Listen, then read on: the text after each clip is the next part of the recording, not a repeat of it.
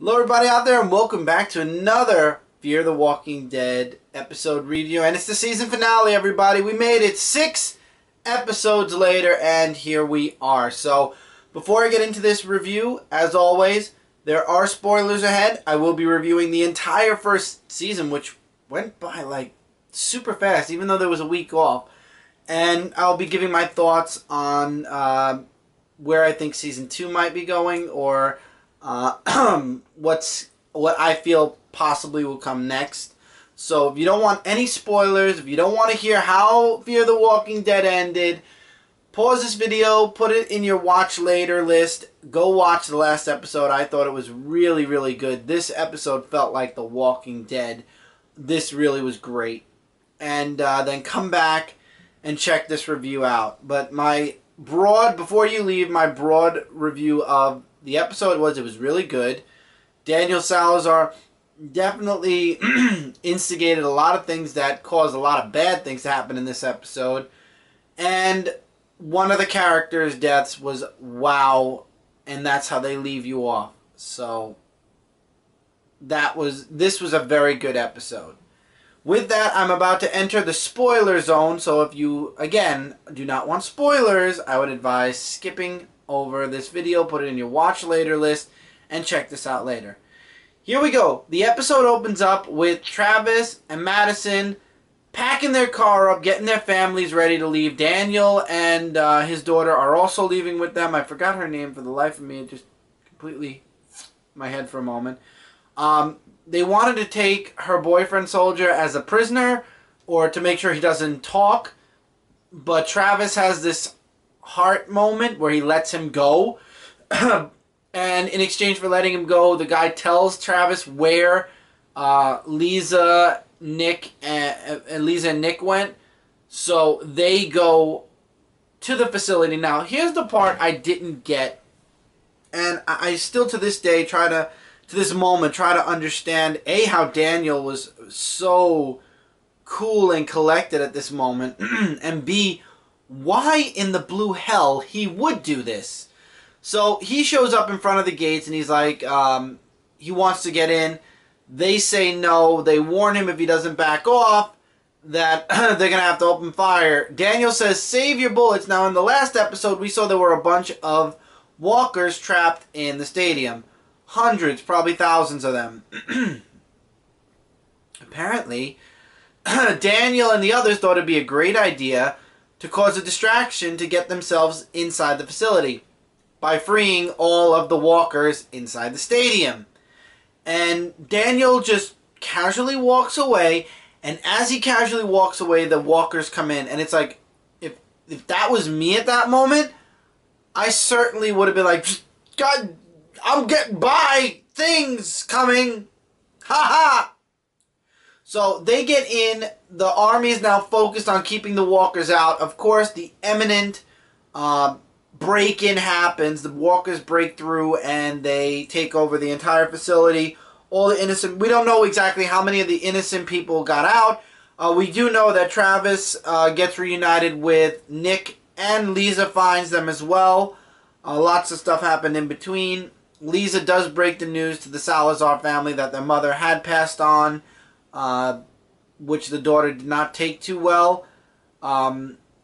Chris and Alicia were left behind to watch the car. These soldiers show up and basically steal the car from them and leave.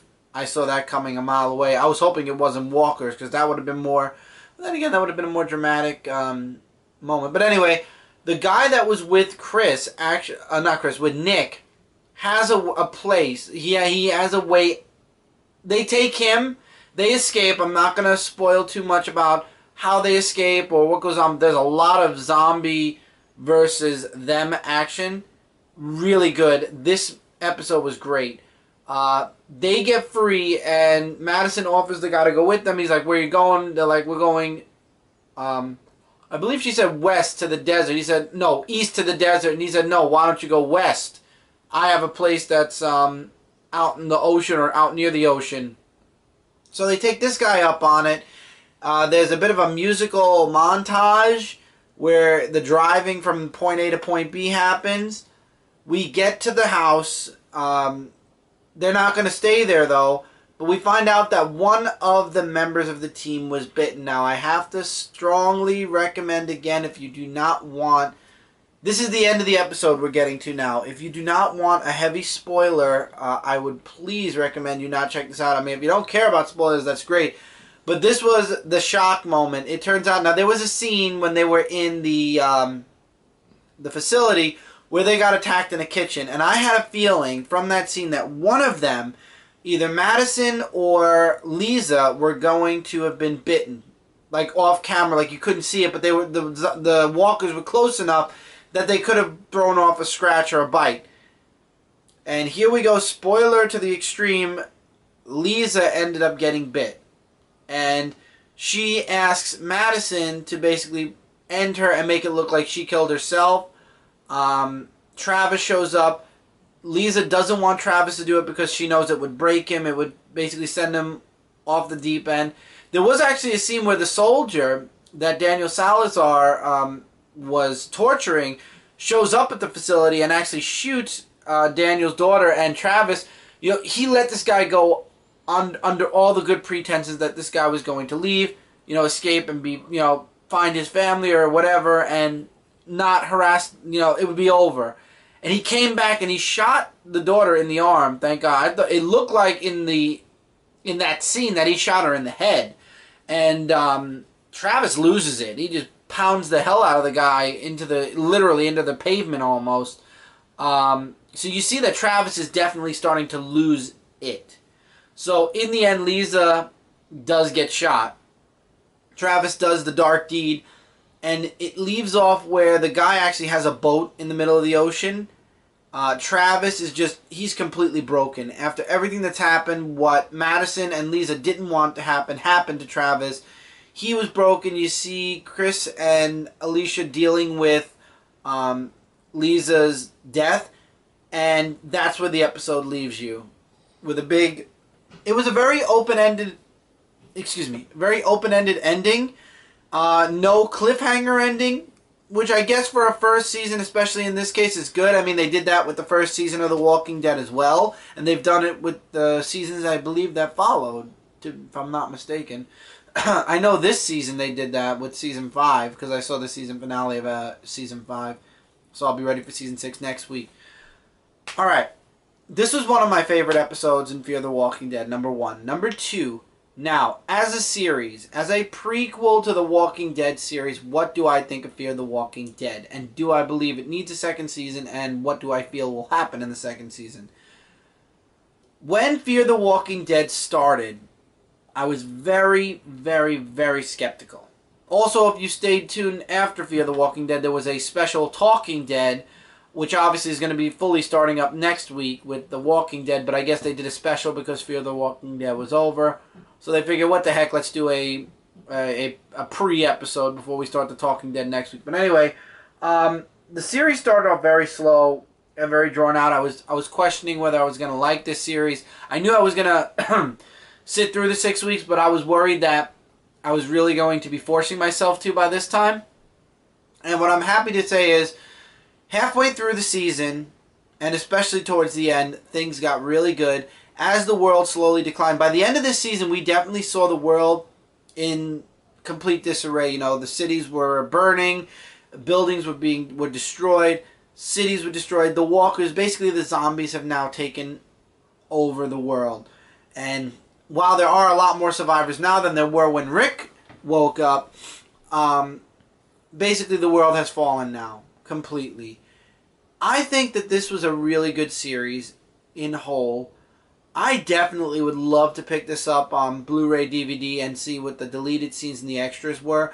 I still would love to grab all the Walking Dead seasons on Blu-ray DVD at some point. I do have Season 1 actually through iTunes. But this was a really good prequel. I would give this as a rating, I would say this was definitely a watch. Not a must-watch, but definitely a watch series. Season 2, I feel they're just going to... It's going to take up right where this season left off, where they're going to go to the boat, they're going to go off into the ocean for a bit, and then somehow they'll have to come back to land. Maybe it won't be in Los Angeles, maybe they'll go to Hawaii, maybe they'll try to, you know, cruise around the United States. I don't know what they're going to do, but obviously they're going to try to go somewhere. I don't know really. I honestly couldn't tell you guys where I feel Season 2 would go. Does there need to be a Season 2? I don't believe there's a requirement for it, but I am happy to hear that they're doing a Season 2. I feel like a lot of the characters in this series, though, they don't meet the standards of the main cast in The Walking Dead, and that's to be expected. These are completely unknown characters that aren't even in the comic books. So it took a while to really relate to the characters. Nick I had hated from episode 2. Alicia was very blank. Chris was the only one I felt was more of a realistic character. Lisa, after what she did in episode 4, at the end of episode 4, going into 5 and 6, honestly, I really disliked her. Travis was too passive at first, and then the complete flip-flop to aggressive in this episode kind of...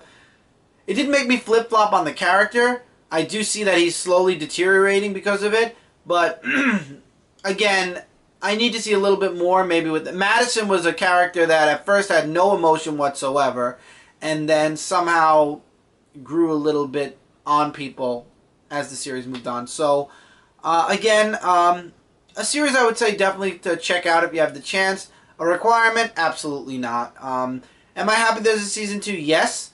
Hopefully they'll stick to the formula of there only being 6 episodes, and there is Fear the Walking Dead Flight 462, 450 something, but it's already on AMC, and it will be playing all throughout the commercials of the Walking Dead season premiere next weekend. Now, originally I wanted to do this finale as a live show. Unfortunately, due to the way I'm feeling and the way I'm talking half the time, I didn't think it would be a good idea. So, unfortunately, all I have for you guys is a review this time around. Maybe next time, maybe another season finale or premiere or whatever, but unfortunately for right now, this is all we got. I hope you guys enjoyed this. I enjoyed watching Fear the Walking Dead. Looking forward to Season 2 next year, if that's when it's supposed to come out. Hopefully they'll stick to the 6-episode formula, so it gives them more story to tell.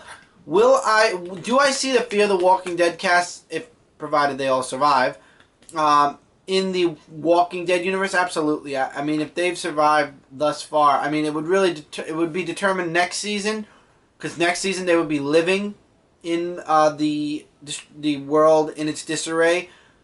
But I definitely could see some of them not bump into Rick in The Walking Dead, don't get me wrong, but I did enjoy the story for what it was worth, and I would definitely say it's worth a check out. And that's where I'm going to leave it. So, that's it, guys. That's the end of Fear the Walking Dead, and that's the end of this review series. Look forward to more in the future with other TV shows and possibly other movies. But till then, there's a bunch of links in the description below. Update coming for bloggers soon. Feel free to check out any of the links in the description below. They are connected to this channel right here, Dark Avenger C86, other sites. There's comicfrontline.com, updated daily. Frontline Live, Tuesdays, 9:30 p.m. Eastern Standard Time, but with the Flash, we might be going to about 9:45 p.m. Eastern Standard Time, depending. And Zone4Podcast.com, we got a lot of podcasts right on here, like 123 Podcast and all the others that we do, Brant and I. There's the Christian Brand Show as well, and Zone 4 Podcast is updated weekly. And then Frontline Gaming Zone. The games are going to be starting very soon. We're in October. Halo is literally knocking on the door. I'm sure we're going to be seeing a little bit of it at New York Comic Con. And speaking of New York Comic Con is coming, so look forward to some coverage on here and Comic Frontline starting this Thursday. So till then, guys, take care, keep reading, keep collecting, and I will see you guys really soon in the next video.